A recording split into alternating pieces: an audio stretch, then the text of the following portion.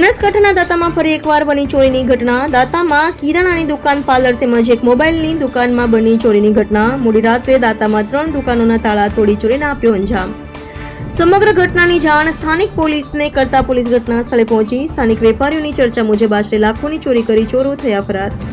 દાંતામાં ચોરીની ઘટના બાદ પોલીસ પેટ્રોલિંગ પર અનેક સવાલ. દાંતામાં રાત્રિ દરમિયાન પોલીસ પેટ્રોલિંગ વધારવામાં આવે તેવી સ્થાનિક વેપારીઓએ માંગ કરી.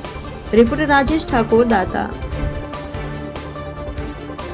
બનાસકાંઠાના દાંતામાં ફરી એકવાર બની ચોરીની ઘટના. દાંતામાં કિરાણાની દુકાન, પાર્લર તેમજ એક મોબાઈલની દુકાનમાં બની ચોરીની ઘટના. મોડી રાત્રે દાંતામાં 3 દુકાનોના તાળા તોડી ચોરીને આપ્યો અંજામ.